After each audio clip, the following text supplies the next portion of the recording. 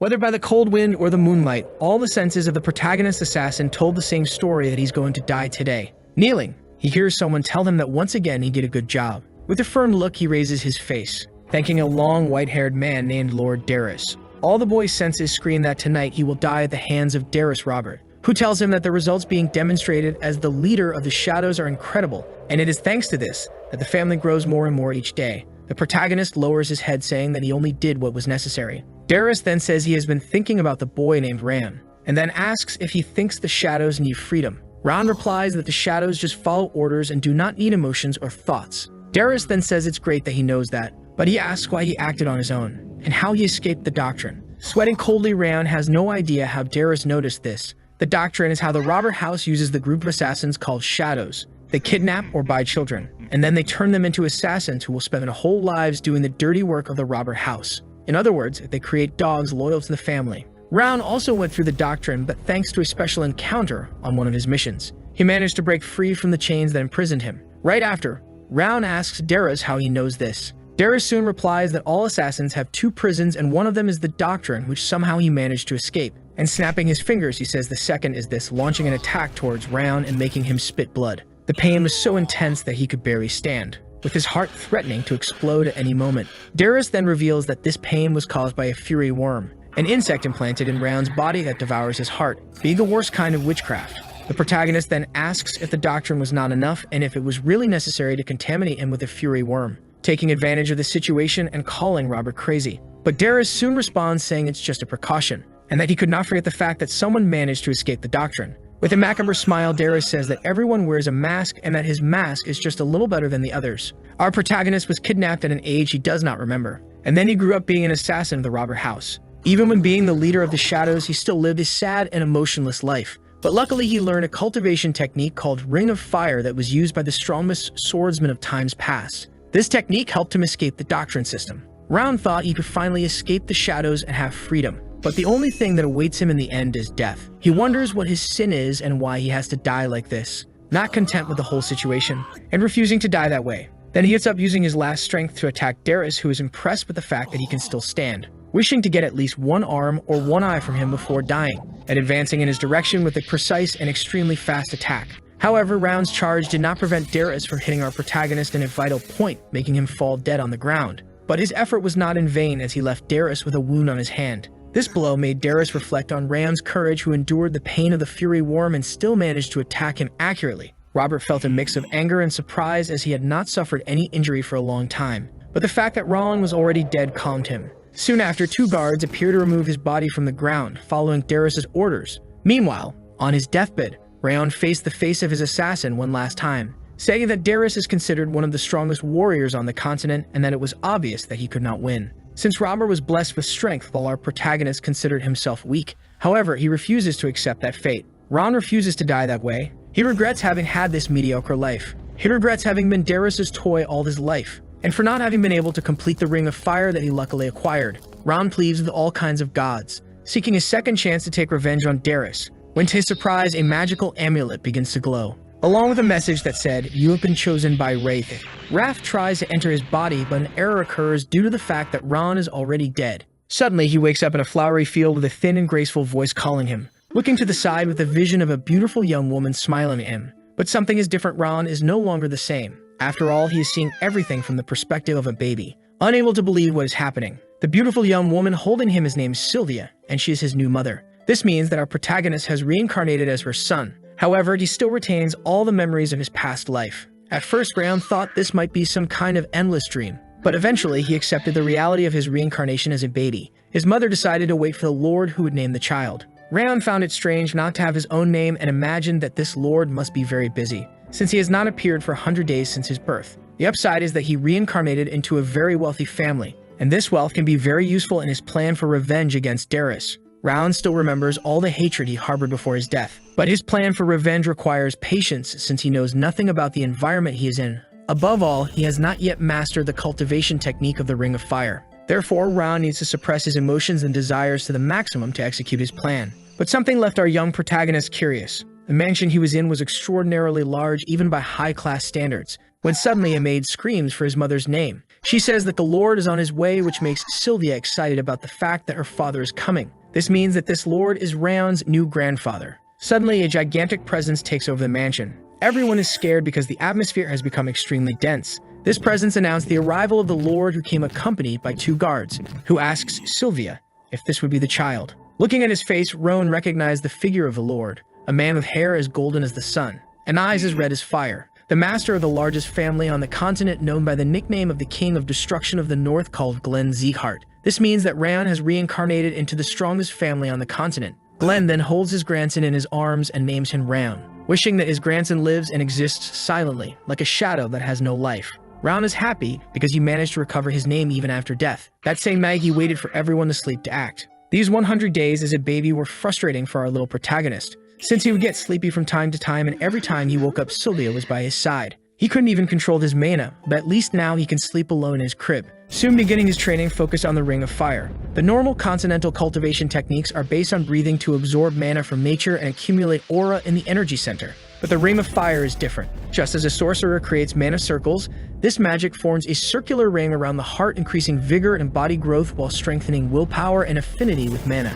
Therefore, this method is very good for those who wish to become warriors, making the Ring of Fire the best cultivation technique. Another benefit is that not even a genius like Darius is capable of detecting the existence of this technique. So if he can cultivate his body and mind with the Ring of Fire combined with his grandfather's fencing technique, his revenge against Darius will no longer be just a distant dream. However, as our protagonist is still a baby, his mana circuits are cold, and this ends up reducing his body temperature. If he continues at this pace, Brown will die when the cold blocks all his circuits. However, it would be a waste to discard all this high-intensity cold. It is better to combine it with a flow of fire and create an even more powerful technique. Due to his condition as a baby, he can only cultivate his powers for short periods of time, and whenever he is exhausted, he falls into a deep sleep. During one of these rest periods, his grandfather appeared conjuring some form of magic towards our young protagonist. The next day, he was again playing with his mother in the living room. Of course, our mini Ron was quite irritated by the fact that he had to pretend to be a child all the time. Yet his mother loves him dearly and constantly calls him cute.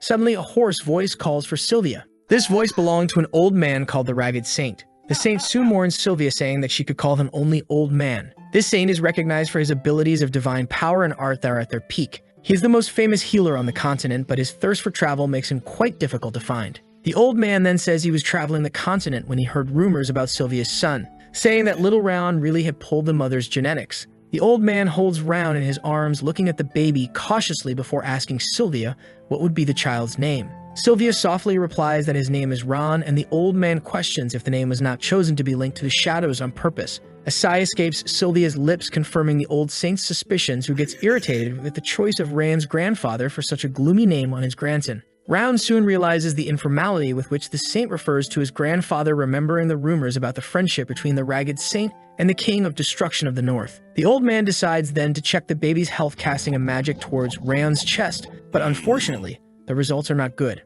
Noticing the saint's worried expression, Sylvia asks if there is any problem with her son. The Lord soon replies that Round has the ice curse established within his body, and this curse causes the blocking of his mana circuits, and this can hinder his journey as a swordsman in the future. Moreover, the Lord warns that if the baby is not treated, he will die soon. Sylvia cannot believe this, claiming that the Ragged Saint would be lying to her. He offers to provide the necessary medications to delay the effects of the curse. Before they can proceed, a maid enters the room calling the old man for a meeting with the Lord. He then sees no alternative but to follow the maid. Our protagonist is momentarily relieved to finally know the name of the curse that afflicted him, although he knew that this would not change his situation much. Suddenly, his mother starts to cry, which worries him. Despite having an adult mind and a child's body, Round knew that his mother still loved him deeply. Sylvia refuses to believe the words of the old saint, insisting that her son could not die that way. She hugs the baby, promising him that she will do everything to save him because she loves him. Faced with this situation, Round begins to feel a mix of emotions and pains in his body, mainly in his heart. What would this be? The man who lived most of his life as a ruthless assassin would be experiencing for the first time the feeling known as love. He cannot stand to see his mother suffering.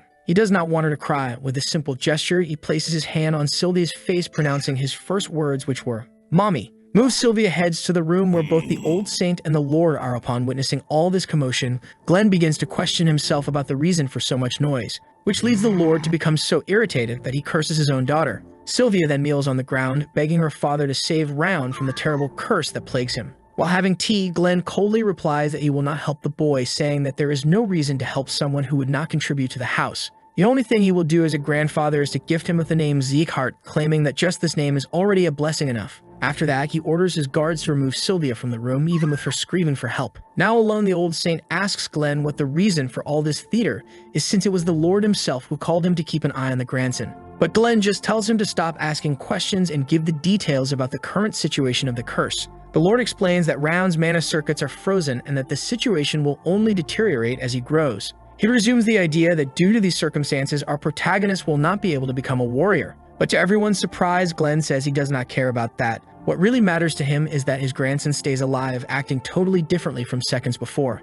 The old saint soon questions him. If he cares so much about the grandson, why did he call him Round, which is a name with such a gloomy meaning? While drinking his tea, the Lord affirms that the name Round does not mean just shadow. 1,000 years ago, this name had another meaning that was lost over time. Meanwhile, Sylvia feeds her baby with an elixir given by the old saint that will delay the curse process.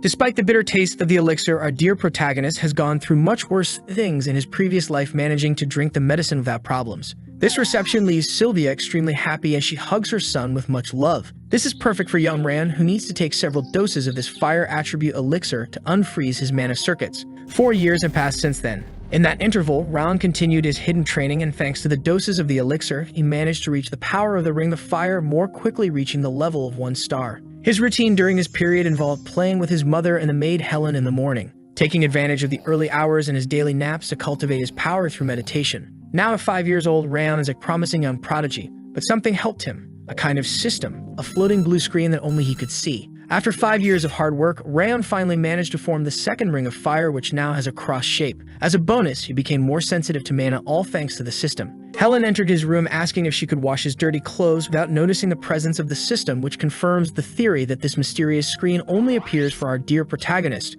He has been able to see these messages since he reached the first Ring of Fire. At first, he didn't know what it was, but soon realized that it was an efficient system that helped him monitor his evolution and attributes. Still, the Ice Curse and Weak Vigor remain, even having reached the second level of his ability. Sylvia and Helen were essential to maintain the health of our mini-protagonist, since he couldn't take care of himself when he was a baby. Still, he has plenty of time to train, as he is only 5 years old. Round doesn't need to rush to evolve, since everything will happen naturally. However, the Ice Curse is still a major obstacle for him, as it easily tires him. Either way, he was known as the greatest assassin in his past life, and now knows his cultivation technique even better. With his experience, our protagonist deduced that if he completes all levels of his Ring of Fire technique, the negative effects will disappear. Moreover, if he learns his grandfather's sword technique, he will definitely be able to conclude his revenge. Even so, there's no point in rushing, since Darius is someone who competes for the title of strongest on the continent. Round will not be able to mentally endure if he gets too agitated for revenge, after all the number of people who can kill him is very low. Even if it's slow, our protagonist needs to grow in a controlled and efficient manner.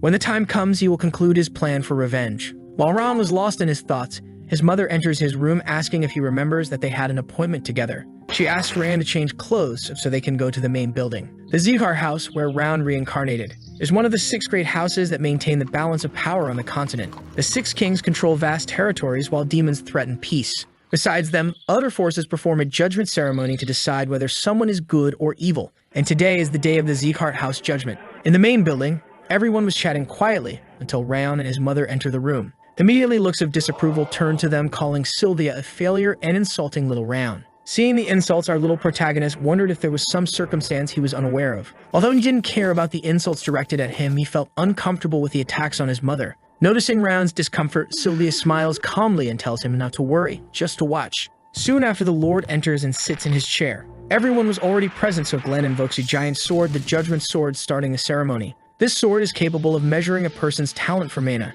Children are usually tested at 4 years old to determine the amount of mana they possess. The first to be tested is Buhner Zeekhard, who by placing his hand on the sword made it shine intensely, indicating a high level of mana with the attribute of wind. Everyone applauded Buhner for his exceptional talent. Next is Runan Sulian from the vassal house of Sulian, and the sword also shines intensely, showing another emerging genius. Watching closely, Round finally understood how the sword worked. The distance the light reached on the blade indicated the purity of the mana, while the attribute was shown at the tip of the dagger. Our young protagonist knows that his result will probably be bad due to the ice that blocks his mana circuits, but Round didn't care much about that. The narrator then announces that it's our little one's turn. His mother encourages him, saying not to be afraid. His only goal is to find out which attribute would be better for his new body. He then finally places his hand on the sword and is suddenly enveloped by a vision.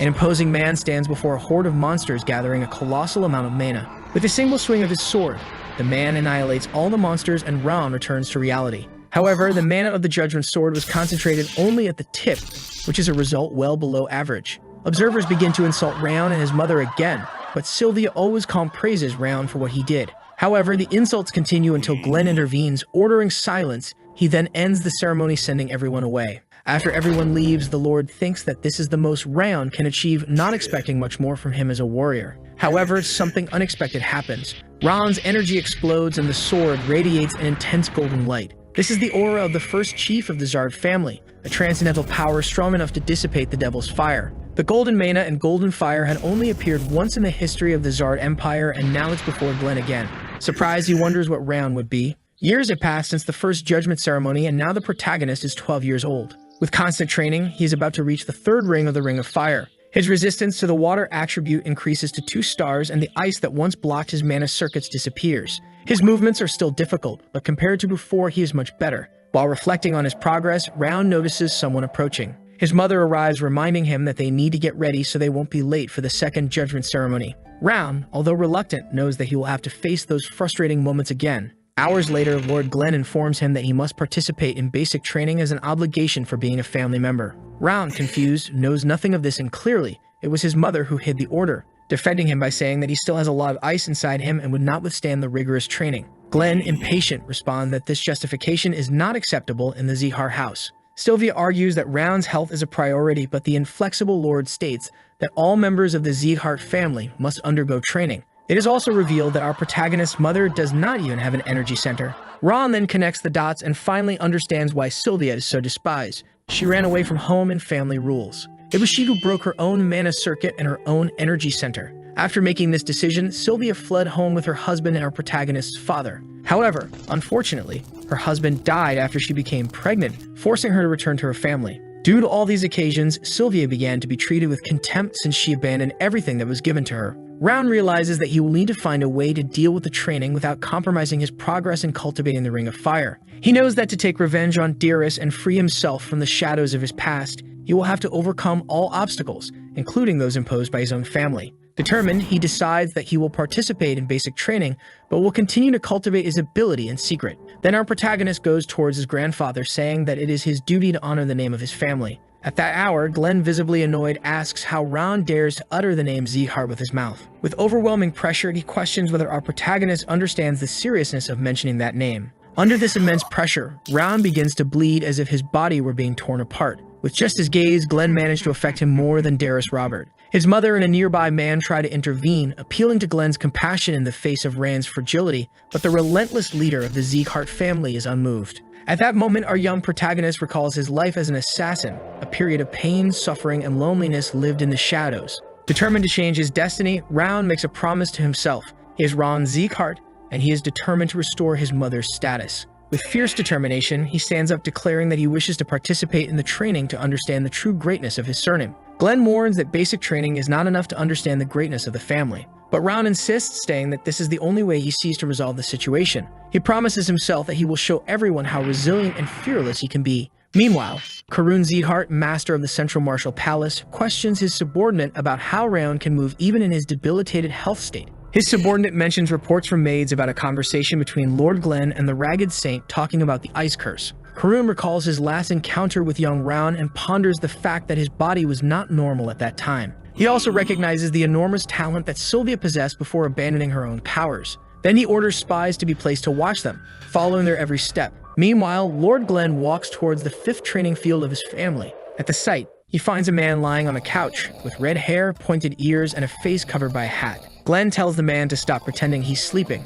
surprising him with his astuteness as the only one capable of detecting his ruse. The man is surprised by the Lord's power of deduction, praising him while letting out a corner smile. Rimmer is an elf, and therefore his appearance is so young even though he's over 50 years old. Putting the jokes aside, they decide to focus on the crucial point of the conversation. After all, Glenn was there to deal with his grandson. Rimmer reveals that Sylvia personally sought him out, begging him not to hurt her son. In addition, the elf claims that he does not plan to make an exception, not even for the King of Destruction of the North. Glenn agrees, stating that he will not go easy on his grandson. If necessary, he will be even more rigorous with him than with the others, asking Rimmer to separate the trash from the luxury. The elf makes a dramatic expression surprised by the Lord's attitude. However, his surprise is not due to the harshness of the words, but to the perception that in his view, Glenn loves his grandson so much that he wants to give him a better upbringing than he gave to his daughter Sylvia. This irritates and enrages Glenn, who exclaims that if Rimmer were not his veteran friend, his head would be rolling on the ground. Back to Round, the system appears again to show the updated abilities and statistics of our hero. He also notices that his perception attributes have increased as well as his intelligence. During his training, Sylvia helps him up, scolding him for pushing himself too hard on the first day. Thanks to her preventing him from overexerting, his muscles began to develop more rapidly. But this is just the beginning of his journey. The Zeekhart trainee is famous for being tough, and 3 stars is only the level necessary to start as an apprentice. Our protagonist intends to earn his family's trust and silence all who criticized him. Then after all this, he plans to go after the head of the Celestial Sword Saint. While Ron was lost in his thoughts, his mother enters the room asking why he hasn't gone to sleep yet. But Sylvia didn't come here just to scold her son. She plans to say something important, asking our mini protagonist if it's really necessary for him to go to this training. Honestly, she still wants to prevent her son from continuing with this whole idea. She asks Rand to wait a little longer, at least another year to get ready. But our protagonist is stubborn and says he can no longer wait. Whenever he sees people from the collateral lineages looking down on his mother, he gets so frustrated that he can no longer hold back, which makes him think that if he trains hard, they will no longer look down on Sylvia, and she will finally be treated with the respect she deserves. His mother then says it's time for him to know why they live alone and are looked down upon. She reveals that she met Rand's father while he was on duty, but it was difficult for Sylvia to get permission to marry. So being able to live with her beloved, she decided to sacrifice her status and destroy her mana circuits and energy center. In addition, it is also revealed that before Round was born, Sylvia had another daughter 2 years older. Her name was Shia. While they were living peacefully, an Eden squadron that knew her face ambushed them. Round's father was not very strong and Sylvia was pregnant, leaving her unable to fight. For this reason, they couldn't do anything with the guards who easily subdued them. Fortunately, Lord Glenn had placed guards to watch his daughter, anticipating that this kind of thing could happen. But when they arrived, it was too late. At that point, both Rand's father and his sister had already died. Sylvia had nowhere to go and had no choice but to return to her family. That's why she is known as the sinner of the Zeekhart house. Surprisingly, our protagonist was not moved by his mother's sad story. Quite the contrary. He came to the conclusion that Sylvia is a very selfish person. She abandoned her family's responsibility to seek happiness and only returned to beg for her own life. Now Ron understands the reason for the treatment she receives,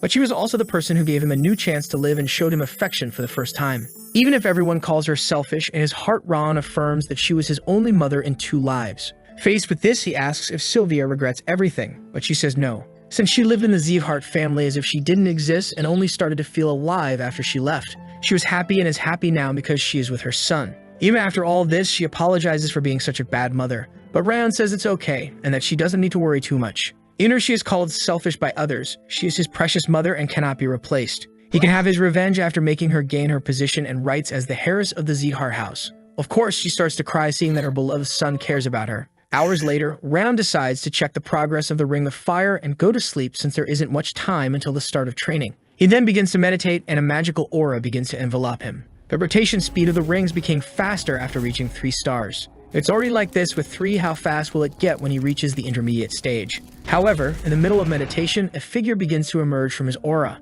She whispers saying that the time has finally come. This figure tells Round that the wrath he's shown has reached him, and introduces herself as Wrath, saying that in the name of the second monarch of the demonic kingdom, she will help him fulfill his revenge. Obviously, our protagonist was scared, asking what was happening. The system soon reappears saying that Wrath has awakened and that 2 special characteristics have been activated. The fury that Round fed before his death reached the King of Essence, who asked him to offer his body and soul. But soon Wrath realized that who was before her was a child, making her question who he was, saying that the feeling of revenge she saw could not belong to a blonde brat. But soon he backs down since in the depths of Rand's heart there is a huge bitter feeling. The creature says that if our protagonist gives his soul, she will ensure that revenge occurs. Round quickly connected the dots and realized that Wrath appeared because of his anger against Darius before dying and that she is quite late. Because of this, he decides to deny the creature's help, saying that he will achieve his revenge with his own hands. Round will never have another chance like this, not being able to let anyone take revenge for him. However, Wrath did not come for negotiations or to ask for a deal,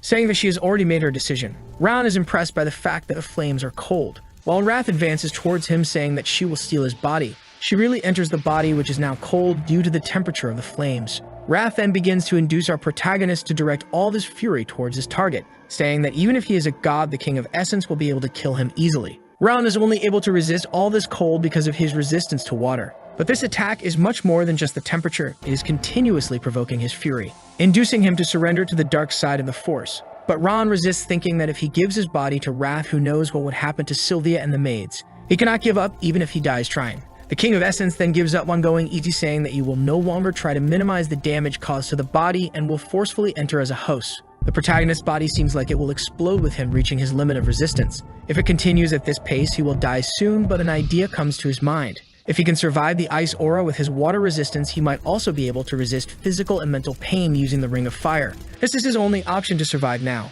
Our protagonist begins to cultivate his power, which infuriates Wrath with the fact that a mere human brat dares to challenge her. Round then says that he will take revenge alone, refusing to let a random ghost take over his body. And of course, the King of Essence is not happy with this. How can a simple human dare to call the monarch of the demonic kingdom a random ghost? Seeing that he managed to affect him, our protagonist still jokes about the fact that even though he's a monarch, he cannot defeat even a simple child. However, the fight is not yet won, since a moment ago Wrath said that she has just awakened, which makes him think that must be why she cannot exert her full power. At this critical moment, the system appears, warning that additional abilities have been unlocked. Then finally, we have the revelation that the system is none other than the authority of the King of Essence, the attribute window. And for some reason, Rayon can use this power, making him question the reason for the king. However, he says he has no reason to answer him, and our protagonist deduces that the system serves to accelerate growth, making the King of Essence squirm with the situation. Rayon thought it was strange that the effects of the Ring of Fire were better than they were in his past life, and this is all thanks to the system. Seeing that she has no power, Wrath pleads for Rayon to give her body or her authority back. But our protagonist is not intimidated by anything, giving a mana-coded punch to the King of Essence. Unfortunately, the punch didn't work since Wrath has no physical form. The protagonist is also the only person who can see her, which can be good and bad at the same time. Already tired of the situation, the King of Essence attacks our protagonist's arm, placing an ice bracelet on his wrist, saying that his powers will return, and when they do, Round will not be able to do anything to stop him. Wrath will be by his side until his last breath, being a kind of plague or a symbiote that cannot be stopped, at least not yet. It is not advantageous for Round to remove her from his body, since the system may disappear as a consequence, and also who knows what she can do with Sylvia and Helen. So it's better to keep her by his side so he can watch her. The next day, Helen consoles Sylvia, saying that the boy will make it. This boy is Round, who is already ready to head to the training field. At the gate of his mansion, he promises that he will be careful and will return soon. His mother appears to be quite sad about his departure, fearing that something dangerous might happen. But Round replies that he will not try too hard and that he will give up if it gets too difficult. Sylvia pleads for him to return well, and that she can't even imagine how her mental health would be if she lost another family member. After a long journey, Round finally arrives at the 5th training field of the Zeekharts, where several hopeful children are chatting among themselves. The place is quite crowded, not only having people from the direct and collateral families, but also those who receive recommendations or who are from allied families. According to Helen, there are also 6 training fields this year due to overcrowding. But peace was short-lived because of all the bad reputation of his mother.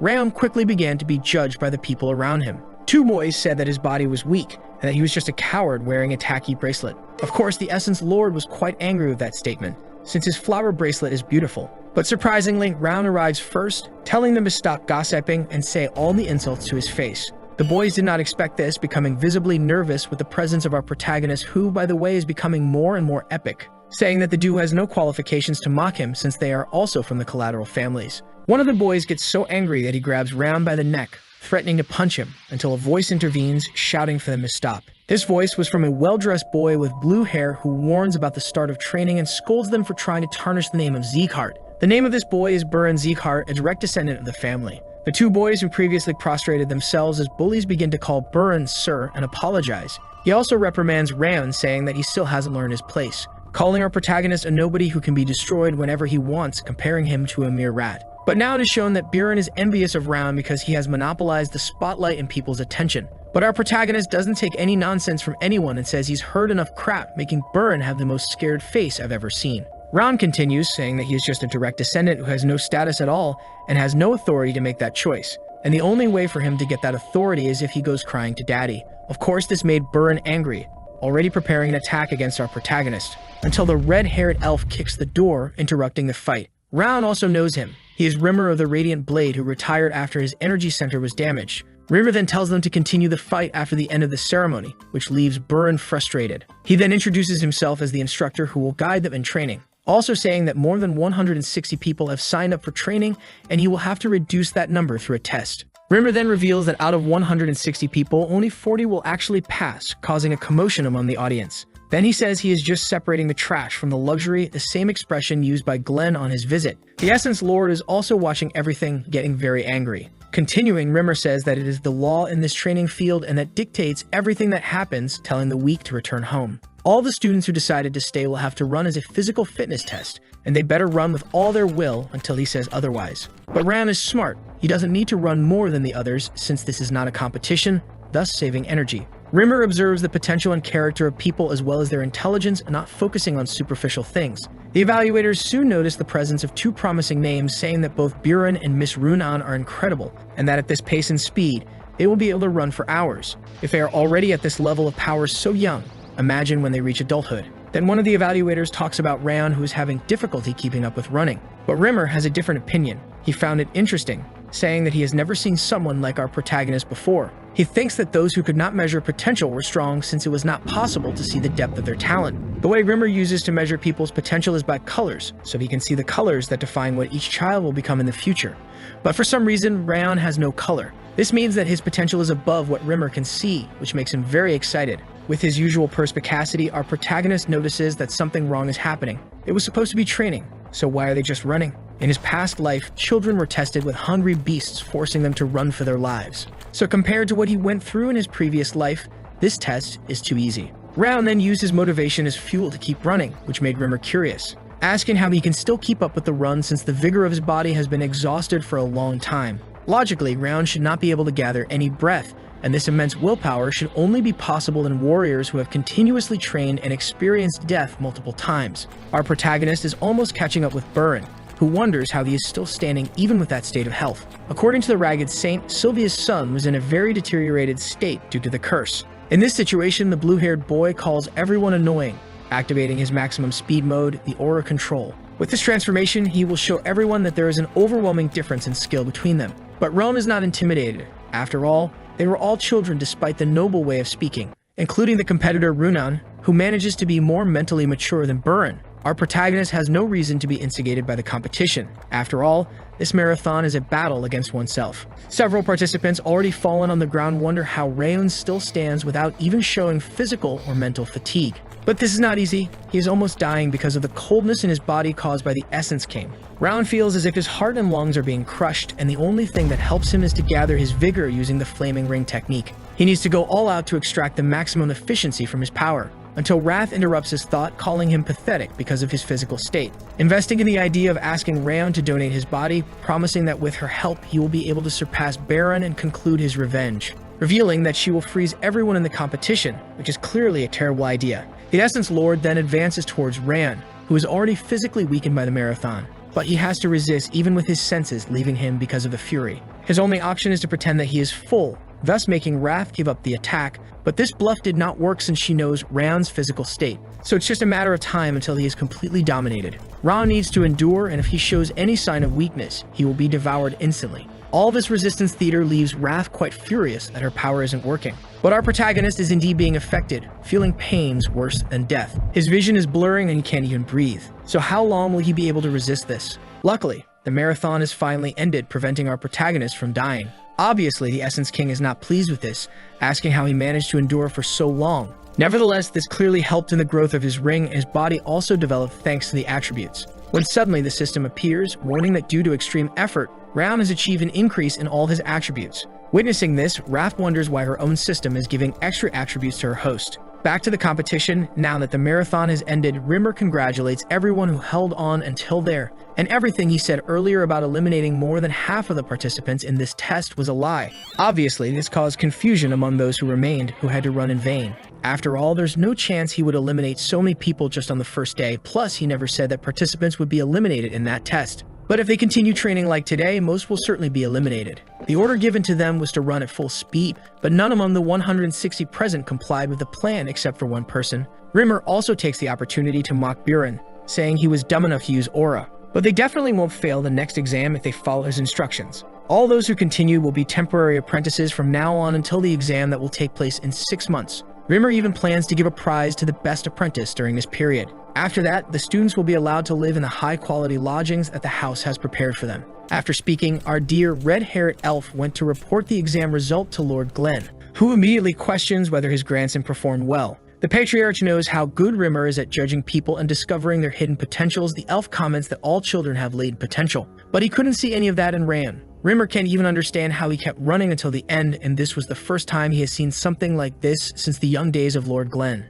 This makes him very happy after all. Every day has been so boring since his energy center was damaged, but he feels that things are going to get interesting. Glenn retorts, saying it was Rimmer who chose to be instructor of the apprentices, and that he should focus on his work without getting distracted, thus leaving the elf alone. However, he makes a very intriguing statement, saying that he has the feeling that he will be able to entrust his future to one of those apprentices. While walking, the King of Destruction of the North says that Round's path is long and that due to his conditions, it will be very difficult for him to become a warrior. However, our dear elf doesn't believe that, saying that old Glenn knows he is wrong. Back at the training field, we see several other children staring at Round, saying that it doesn't make sense. Talking among themselves, they say that he must have used some kind of trick, and that there's no way he could have endured all that. We are introduced to Crane Zeekhart from the collateral language, who deduces that our protagonist only achieves such a feat because of the elixir. He heard rumors that the Ragged Saint gave him one, leaving the other two young men surprised. They conclude that Ron was only able to run because of the powers given by the saint, and that he pretended to be talented just to attract attention. Crane argues back, saying they should teach our young protagonist a lesson, who appears taking a beating and being thrown forcefully against a tree. Rahman questions why he is being beaten. The enraged boys quickly respond that he was abandoned by the direct lineage and dared to steal using the power of a magical elixir. But our protagonist is not shaken, thinking about the stupidity of that reason, and that this is expected of children. The three fools prepare to beat him with very psychopathic looks. Crane then advances towards him, concentrating a small amount of power in his fist. Wrath soon instigates him, asking if Ron is really going to hold back after being treated like trash, even if the reason is silly. And with an innocent look, our young protagonist delivers a big punch to his opponent, making him bleed from the mouth and fall unconscious on the ground. Obviously, everyone is surprised, including Wrath herself, who did not expect such a reckless action. After delivering the biggest punch in anime history, Round tells him to talk with his fist, a phrase quite common for a child. He also activates psychopath mode, telling the other two to come at him. The first is easily subdued with a simple blow to the arm. The second also takes a punch to the face after trying to mock our protagonist. Not even poor Crane gets peace while unconscious as another blow hits him in the stomach. And obviously, Essence King loved it, having an incredible view of the biggest beating that happened in the work so far. The boys finally decide to surrender. The first two beg for forgiveness, saying they can't even breathe, and Crane finally admits he was wrong. But Round is already going too far and doesn't care about that, stepping on the boy's hand and asking if someone ordered them to do this. Crane quickly responds that no, saying they did it on their own and that Burn has nothing to do with it. Lastly, Round asks if the three fools plan to tell about the dialogue they had, and obviously, they respond that they won't. But it's not over yet, and the protagonist decides to pull Crane by the hair, saying he will repeat the beating if they get in his way again. Scared, the boys beg for forgiveness and say they will never appear in front of him again. To our surprise, Rimmer observed the entire fight hidden in a tree, saying it was a beautiful spectacle, and that it was like watching the Lord fight when he was younger, in addition to praising the fact that Round has talent for martial arts, becoming eager to see the boy's evolution and how far his talent can reach. While going to the lodging, the system appeared, saying that Wrath is satisfied with his actions, and because of that, he gained an agility bonus. The Essence King was quite irritated with this, finding it absurd that he gains points just by satisfying him, but Round retorts that it was he himself who created the system. Wrath soon responds that yes, but she never got to test it with anyone, and all this only happened because our protagonist managed to steal her power. Round mocks the situation while getting up from his bed to grab a coffee. The ghost proposes a challenge. If he wins, he would receive attribute points as a reward, however.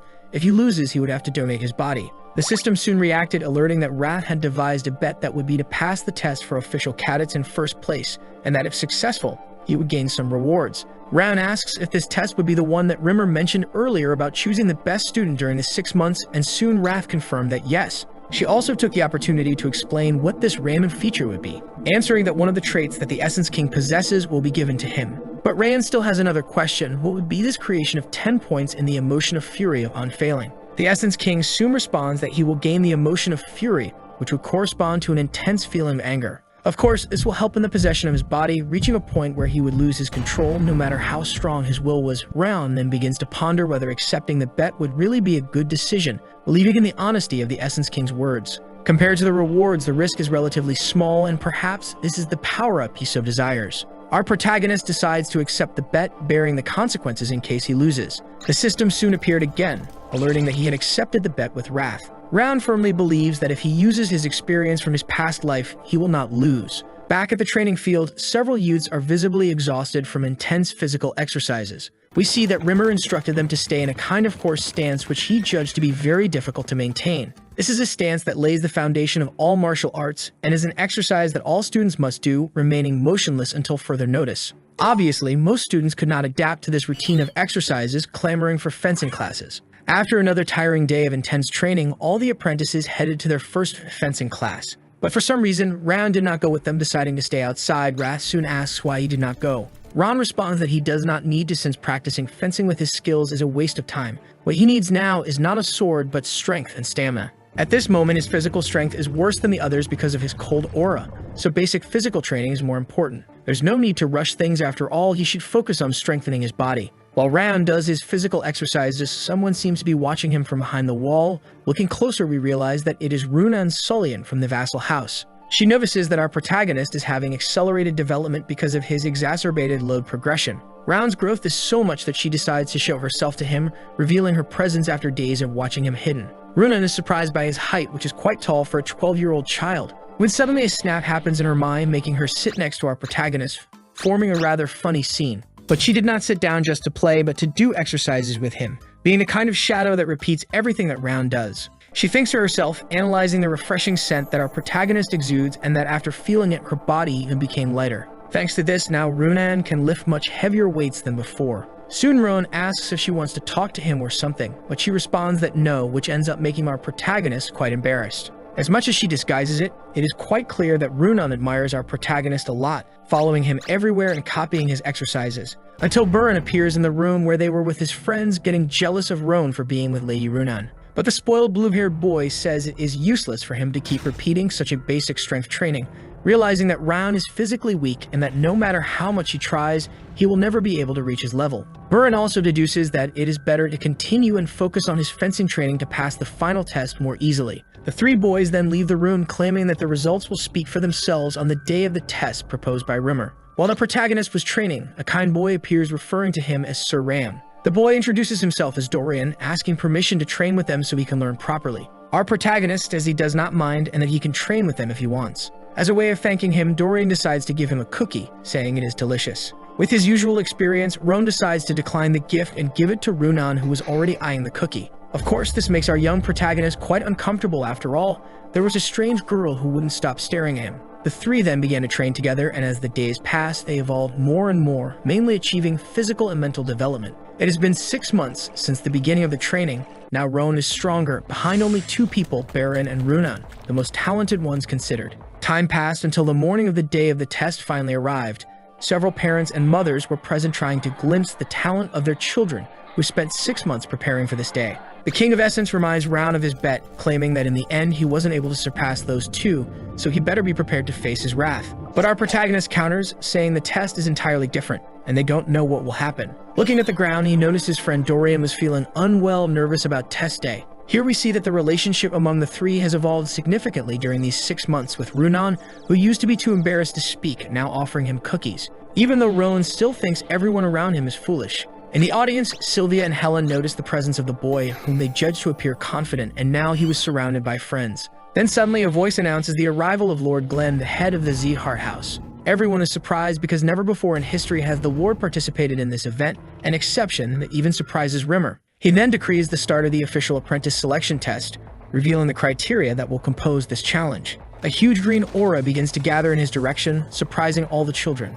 Until the test is finally revealed, it consists basically of crossing Rimmer's aura pressure, and whoever achieves this feat will be qualified. Pressure is just one of the things that cannot be separated from a warrior's life, and this test will judge the extent of this ability. Some parents witnessing the situation question him, saying the children were not yet prepared for this test. Rimmer then says that pressure is not only about the manifestation of aura, and true pressure is formed by the soul level a warrior has built from their achievements. Lord Glenn completes his reasoning, saying someone can exert pressure just by the way they have lived. Even someone without aura can have immense pressure based on the difficulty of their training. Our dear elf then shouts to the audience that he will ignore their interruptions and start the test right away. The first competitor will be Runan, who must be able to resist and overcome the pressure by touching Rimmer. He then activates it, hitting our competitor head-on, causing her to cross her arms. Rimmer quickly warns that she will be disqualified if she uses aura, having to pass using only the willpower she has built during training. Runan then takes the first step forward, resisting the pressure and touching the elf. He says she passed and that she managed to see the results of her hard work, wishing her to continue like this.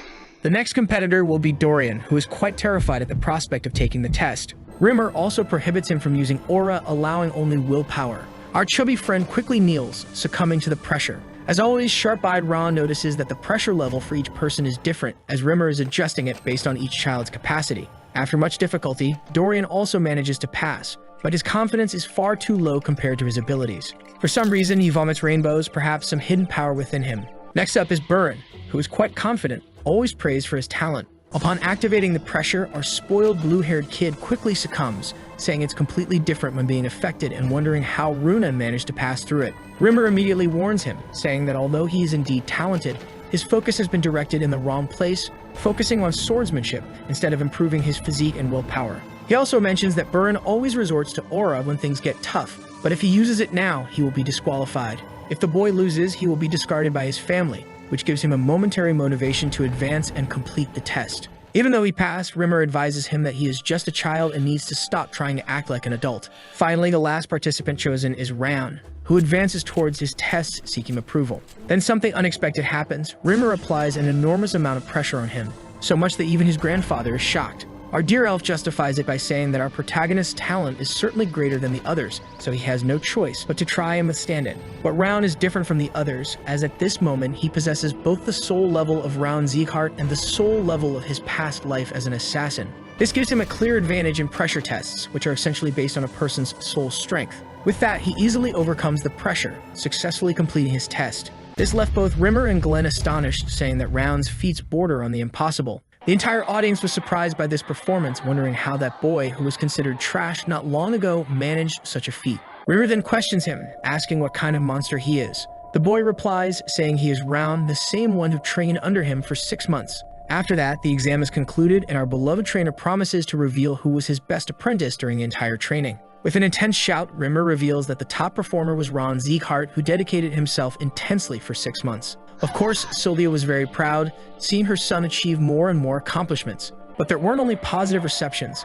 Several other adults were surprised and irritated that the son of a traitor had reached the top, claiming that Rimmer was lying. Additionally, Burin intervenes, trying to claim victory, saying that our protagonist is inferior in vigor, strength, and talent, alleging that Round used some trick, an idea well received by the adults. They question how he could be the best of all despite having the ice curse and accuse him of bribing a trainer. But now the fun part begins. Amid all this situation, Rimmer decides to ask the Lord how to proceed. After some thought, Glenn suggests a duel between Round and Burin. The person who wins will have the right to the title of Best Apprentice. However, our young protagonist is not fond of the idea, saying that the test is over and there is no reason to fight him without any reward. He also criticizes Burin, saying he always talked about being of direct lineage and having more honor than anyone, but threw all those ideals away by questioning his victory. In light of Rand's discontent, the Lord decides to place a prize in the duel, a bronze tablet. This piques our protagonist's interest, making him willing to participate. Since gold, silver, and bronze tablets are awarded based on performance within the house, with different types offering different rewards.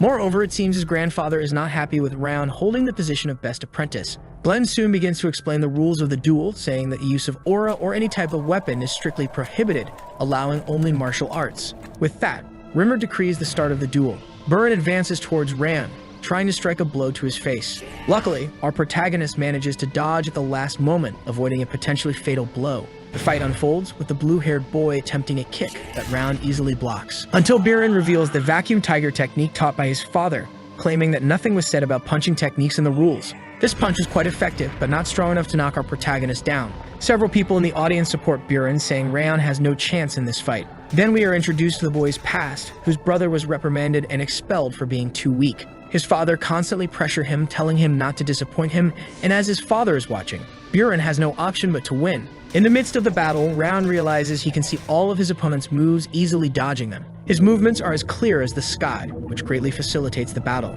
Biren then asks if our protagonist would give up, jumping towards him while preparing a punch. But soon he replies that he doesn't intend to give up so easily, forming an epic clash of fists. Until the stronger one prevails using his cultivation technique, the fire ring, Round manages to land a punch on his opponent, who is bewildered, wondering what this power is.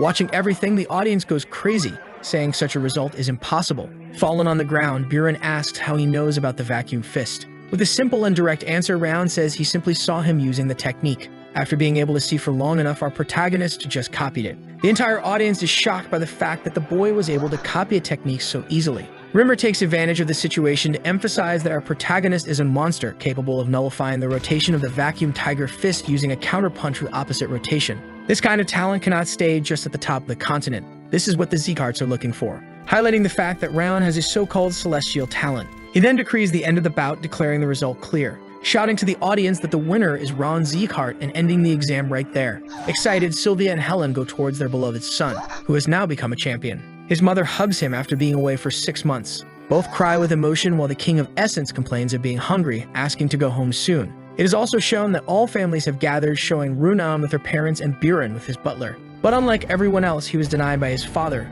who now would leave him alone in the world. That same night, Biren tried to talk to him, volunteering in front of his desk. His father asks him if he remembers what he was told. The boy replies yes, remembering him saying to come back as the best apprentice and never lose to anyone. Charon completes, saying he told him to defeat the horror of the Solian house and come back as the best of his class, reprimanding him for not even being able to do that, losing to that piece of trash that was discarded from the main lineage. Asking Biren if he wishes to become like his brothers, he quickly replies that he has no intention of embarrassing his father this way. Charon then asks him to leave the room, saying that if he wishes to remain in the direct lineage of the Z-Carts, he cannot fail in his last chance. Biren leaves the conversation very shaken, punching everything he finds in front of him. And while having a panic attack, he blames everything on Rayon, promising to get revenge. And it is with this promise that we end the video. We are already preparing the continuation of the work, so subscribe to the channel to not miss videos like this. Until next time.